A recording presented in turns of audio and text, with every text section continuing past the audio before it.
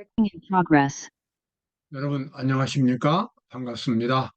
오늘은 하나님의 말씀을 엘리야의 심령과 능력으로 이런 제목으로 하나님의 말씀을 보겠습니다. 하나님의 구속 사업에 있어서 두 가지 큰 기둥이 있습니다. 하나는 예수님의 초림입니다. 예수님께서는 우리 죄인들의 죄를 담당하시기 위하여 2000년 전에 유대 지방에서 인간의 한 사람으로 출생하셨습니다. 그것이 예수님의 초림입니다. 그 다음에 예수님께서는 하늘로 가시면서 다시 오겠다고 약속하셨습니다.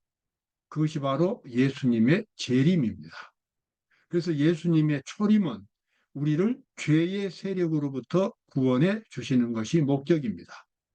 두 번째 예수님의 재림은 우리 성도들을 이 죄악 세상으로부터 구원해 주시는 것이 그 목적입니다. 그런데 자, 초림과 재림 이렇게 두 가지로 구속 사업이 큰 기둥으로 되어서 구성되어 있는데 예수님의 초림과 예수님의 재림 때마다 그 예수님의 길을 준비하는 특별한 사람들이 미리 하나님께서 보내주신다고 약속을 하셨습니다. 초림 때도 예수님의 길을 준비하는 사람, 침례 요한이 있었고, 예수님의 재림 때도 요한계시록에서 세 천사의 기별을 증거하는 특별한 사람들이 등장합니다. 이 두 번의 경우에서 모두가 다 침례 요한과 그 다음에 마지막 때의 여자의 남은 자손, 하나님의 참된 백성들을 하나님께서는 구약 시대에 이 두 번의 경우에 다 약속을 주셨는데 엘리야란 이름으로 약속을 주셨습니다. 그래서 엘리야라고 하는 이 특별한 사명을 이제 부여하시고 그들이 어떻게 해서 예수님의 오심을 준비할 수 있었는지 오늘 살펴보도록 그렇게 하겠습니다. 자, 말라기 4장 4절에 말라기 4장은 구약 성경의 마지막 책입니다. 여기서 하나님께서는 이제 구약 성경이 마무리 지으면서 한 가지 중요한 약속을 하셨습니다. 너희는 내가 호렙산에서 호렙산은 신의 산입니다. 호렙에서 온 이스라엘을 위하여 내 종 모세에게 명한 법, 곧 율례와 법도를 기억하라.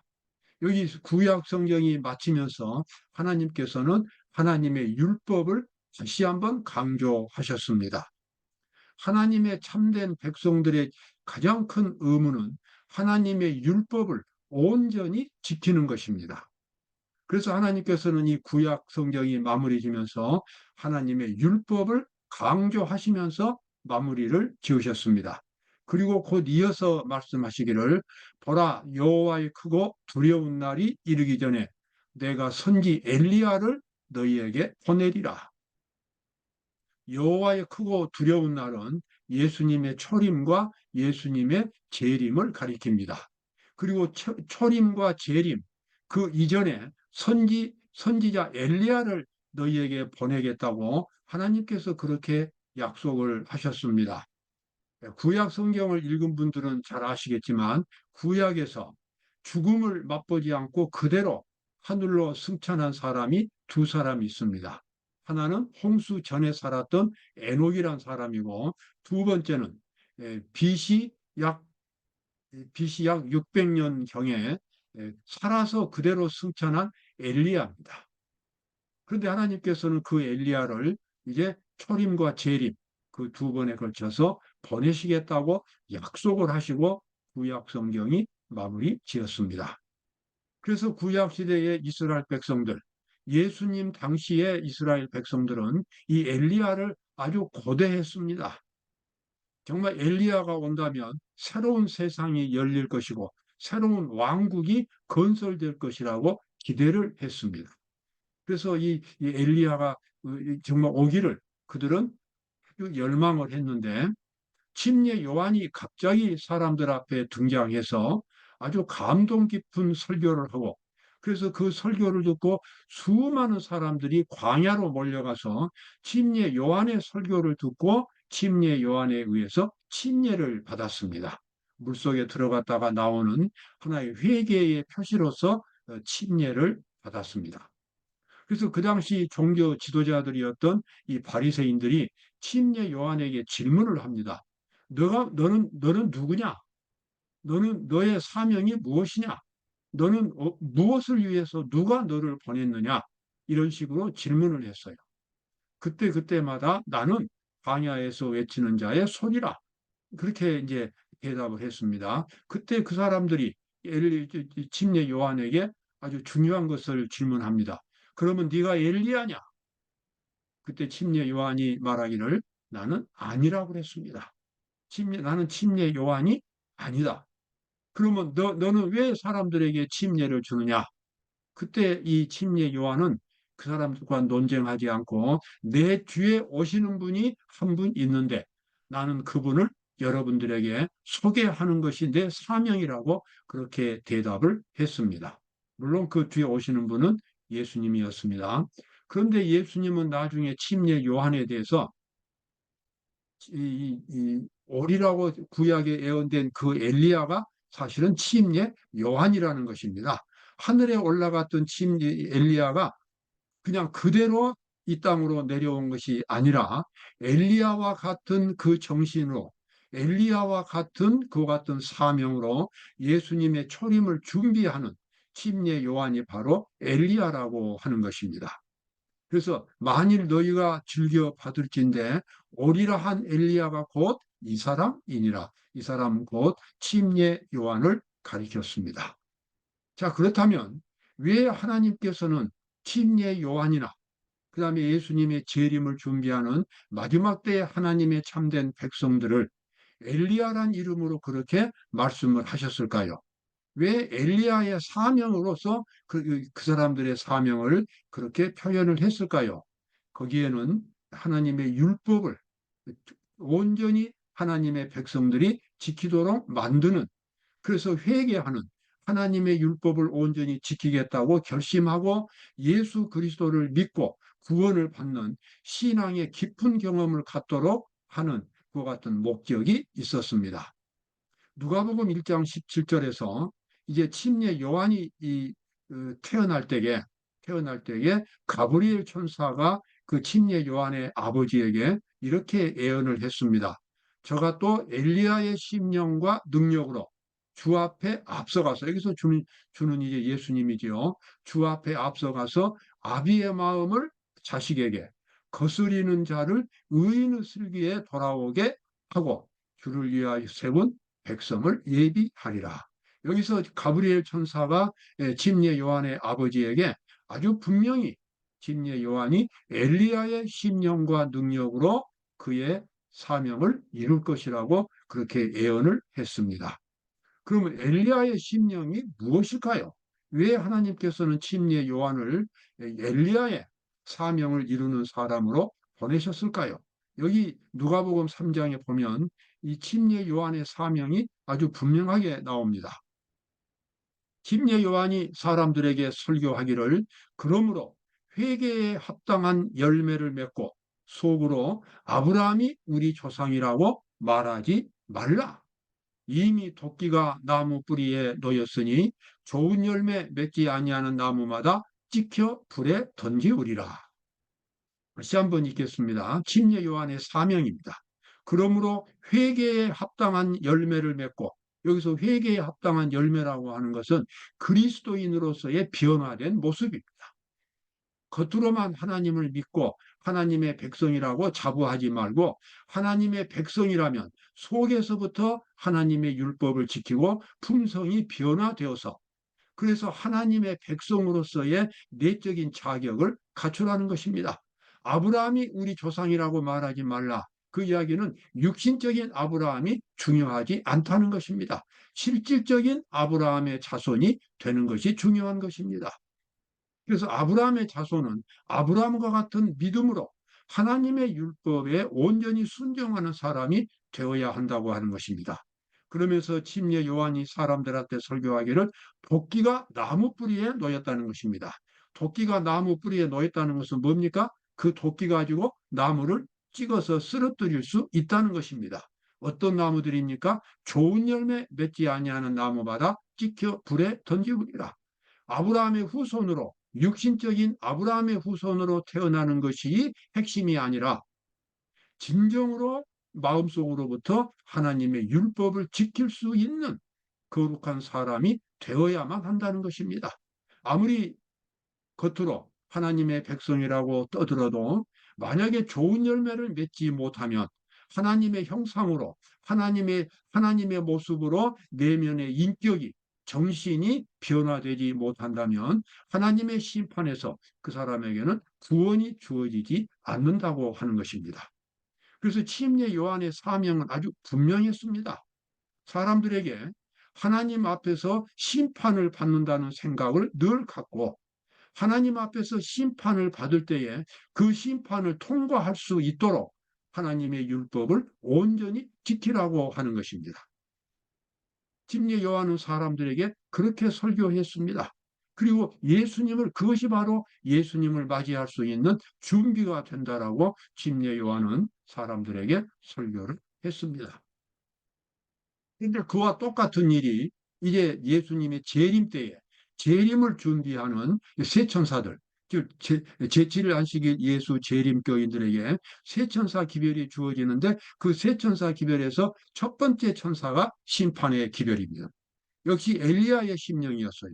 침례 요한이 엘리야의 심령으로 사람들에게 율법을 지킬 것을 강조하고 하나님의 심판을 강조한 것처럼 두 번째 오심을 준비하는 안식일 교인들, 재림 신자들도 역시 하나님의 율법에 대한 순종을 강조하고 하나님의 심판을 강조하고 있는 것입니다. 요한계시록 14장 7절에는 첫 번째 천사가 나와 있습니다. 그가 큰 음성으로 가로되 하나님을 두려워하며 그에게 영광을 돌리라.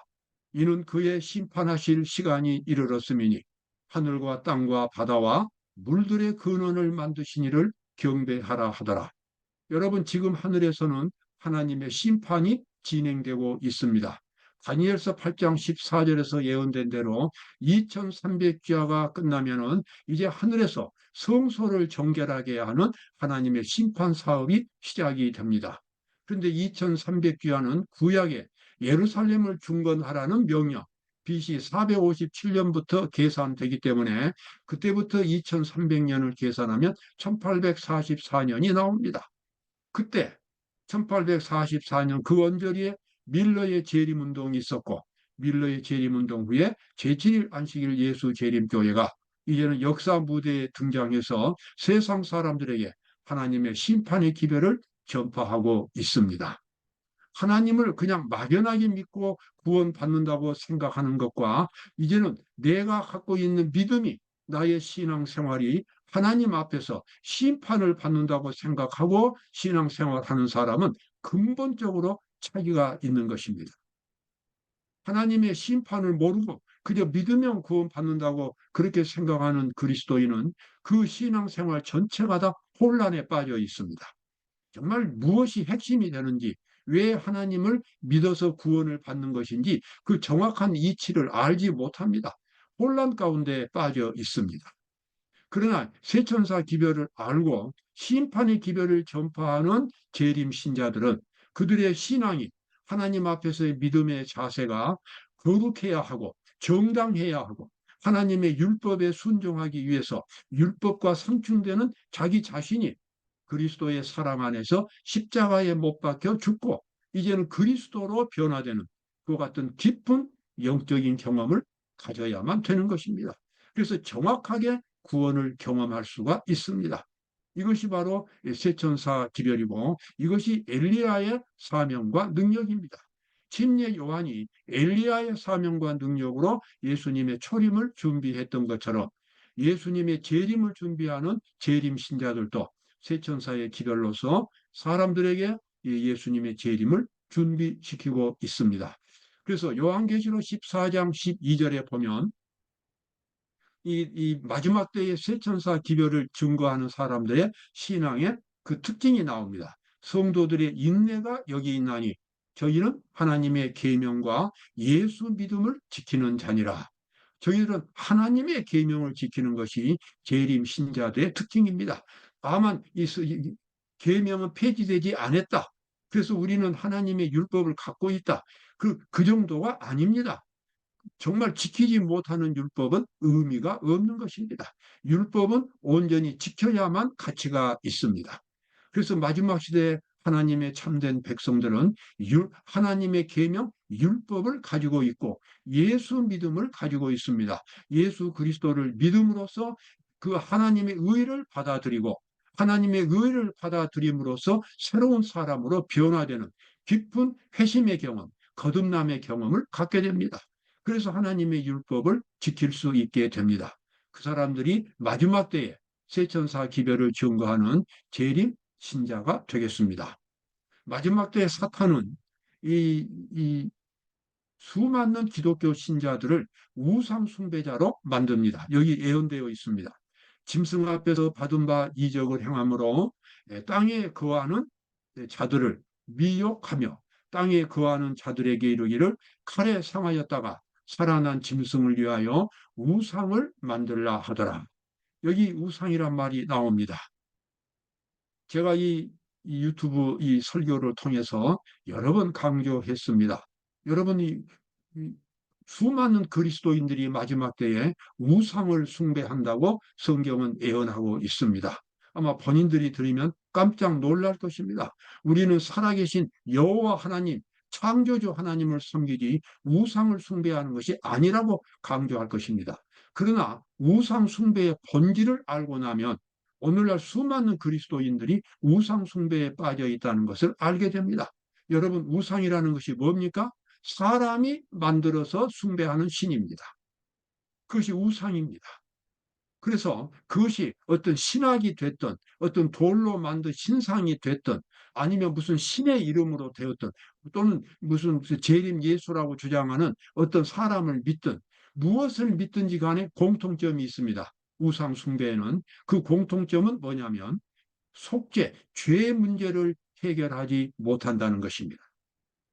그래서 우상 숭배자들은 자기가 열심히 믿는 그 신을 섬기면 자기가 죽은 후에 극락도 가고 천당도 가고 또 그냥 뭐 영생도 얻고 그렇게 생각을 합니다. 여러분, 그러나 그것은 잘못된 생각입니다. 기독교는 그렇게 가르치지 않습니다. 영생은 언제 시작이 됩니까? 지금 시작되는 것입니다. 예수 그리스도를 믿는 순간 그때부터 그리스도의 의가 경험되는 것입니다.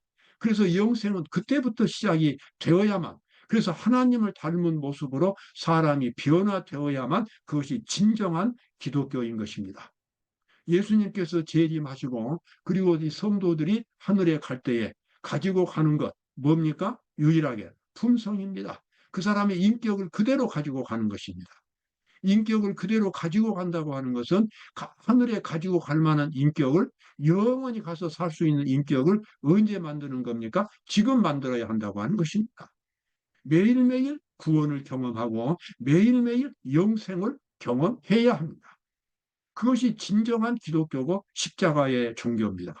그래서 오늘날 수많은 그리스도인들이 하나님의 율법을 외면합니다. 외면하기 때문에 진정한 회개가 없습니다. 그리고 이 믿음은 감상적이 됩니다. 하나님의 사랑만 찬양합니다. 믿음만 찬양합니다. 정말 달콤한 그러한 신앙만 강조합니다. 그리고 하나님께서 진정으로 원하시는 죄를 버리는 깊은 회개는 외면합니다. 그것은 본질적으로 우상 종교인 것입니다. 왜냐하면 죄의 문제가 해결되지 않기 때문입니다. 그래서 이 짐승을 위하여 우상을 만들라 하더라. 그래서 성경은 이와 같은 혼란된 기독교를 요한계시록에서는 바벨론이라고 그렇게 표현하고 있습니다. 하나님께서는 사람들이 빠지기 쉬운 함정, 이 혼란으로부터 구출하기 위하여 선지 엘리야를 보내겠다고 약속하셨고, 그래서 첫 번째 엘리야는 예수님께서 초림하실 때에 침례 요한이 와가지고 사람들에게 심판의 기별을 전하고 하나님의 율법을 지킬 것을 강조했습니다. 두 번째 예수님의 재림을 준비하는 제7일 안식일 예수 재림거인들은 주어진 세천사 기별을 통해서 역시 하나님의 심판을 강조하고 하나님의 율법을 강조합니다.